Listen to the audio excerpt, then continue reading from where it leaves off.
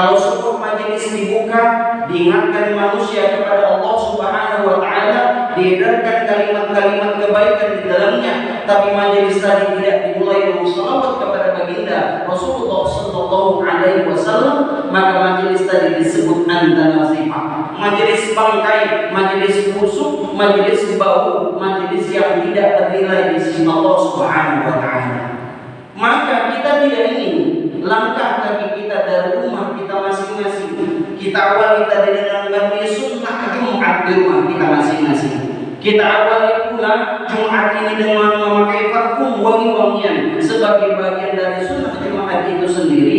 Tapi lantaran berat disangin untuk mengucapkan salawat kepada baginda Rasulullah Sallallahu Alaihi Wasallam, akhirnya majelis kita disebut sebagai majelis bangkai, majelis busuk, majelis bau, majelis yang tidak terdiri dari Allah Subhanahu wa Ta'ala. Allahumma shalli wa sallim wa barik alaihi. Mudah-mudahan kita tergolong ke dalam hamba-hamba Allah, umat-umat Rasulullah yang telah mendapatkan syafaat di yaumil mahsyar di hadapan Rabbul Jalil. Amin ya rabbal alamin.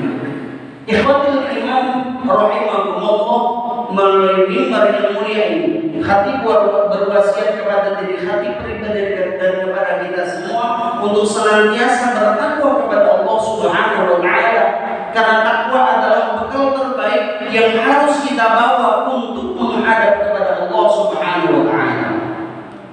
Syauqi dalam bait-bait syairnya pernah mengatakan, tazawwad bit taqwa fa innaka la tadri idza janna al-laila hal ta'isha ila al-fajr kam min sa'imin marada ghayra min 'illatin wa kam min 'alimin 'asa'ina min ad-dahr.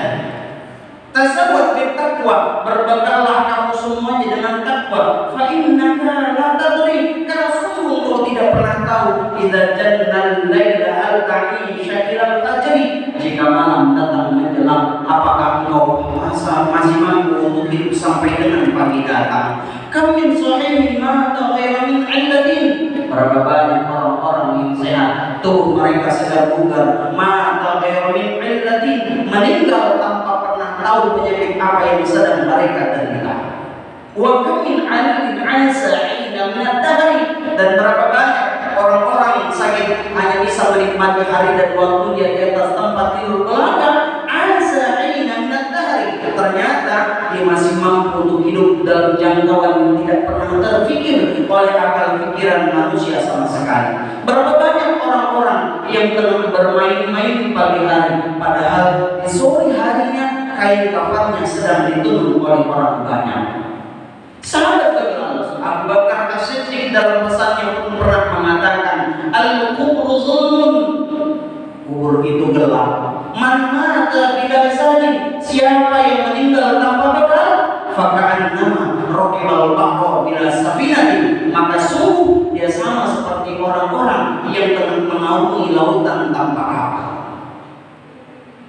Ikhwatul iman rahimakumullah, khatib tertarik dengan sebuah riwayat yang bisa kita temukan dalam kitab Ar-Rahiqul Maktum karangan Syekh Safiyur Rahman Al-Mubarak. Dalam kitab tadi dikatakan, ketika baginda Rasulullah Sallallahu Alaihi Wasallam sampai di kota Madinah, yang pertama kali dilakukan oleh baginda Rasulullah Sallallahu Alaihi Wasallam adalah membuat piagam Madinah. Ada dua hal yang sangat penting sekali mengapa baginda Rasulullah Sallallahu Alaihi Wasallam membuat piagam Madinah.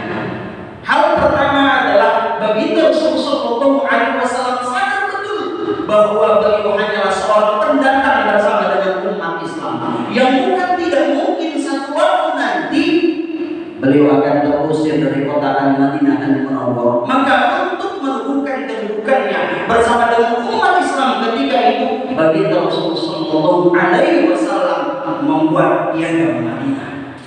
Kemudian yang kedua, Syekh Sa'id Ramadan Al-Buti dalam kitabnya Fikih Surah mengatakan baginda Rasulullah Sallallahu Alaihi Wasallam membuat piagam Madinah. Yang kedua alasannya adalah karena beliau sadar di kota Madinah Al-Munawwarah ada 3 Yahudi besar yang tinggal di dalamnya. Pertama, Yahudi Bani Qainuqa, yang kedua Yahudi Bani Nadir, yang ketiga Yahudi Bani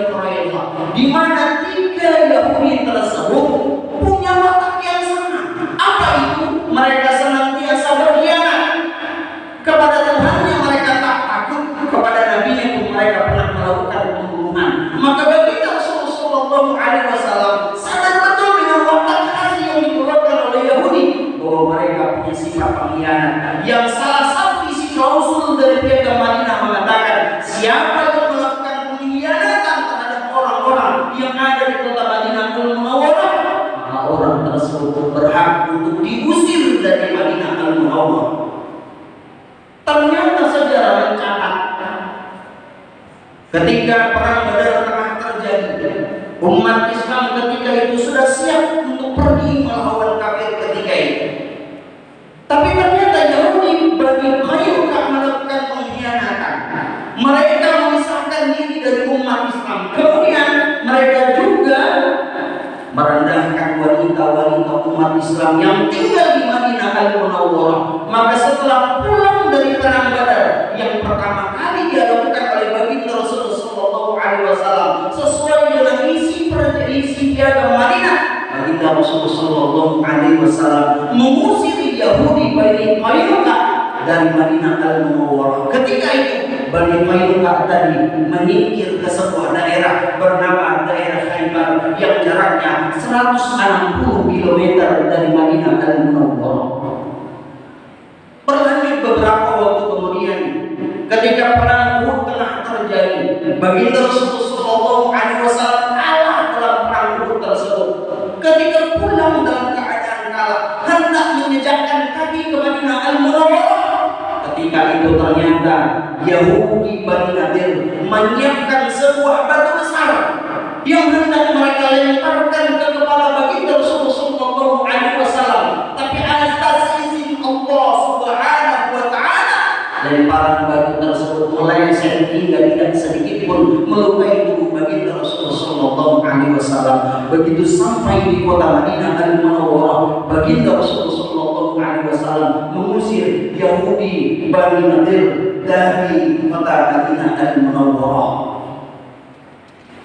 Kemudian beberapa waktu selanjutnya, ketika perang Khandaq tengah terjadi, baginda Rasulullah SAW atas siasat perang dari seorang sahabat bernama Salman Al-Farisi membangun benteng berupa parit yang dalamnya sangat dalam, yang jaraknya sangat jauh sekali. Ketika itu mereka berusaha menggali parit sedalam-dalamnya, seluas-luasnya, tapi ternyata Yahudi Bani Quraidah mereka melakukan pengkhianatan saat perang Khandaq tersebut terjadi. Akhirnya baginda Rasulullah SAW kembali mengusir Yahudi Bani Quraidah dari Madinah Al-Munawwarah. Kemudian dia bergabung dengan dua suku Yahudi yang lain, yaitu Yahudi Bani Qainuqa dan Yahudi Bani Nadir, ke sebuah daerah bernama daerah Khaybar yang sekali lagi jaraknya 160 km dari Madinah Al-Munawwarah.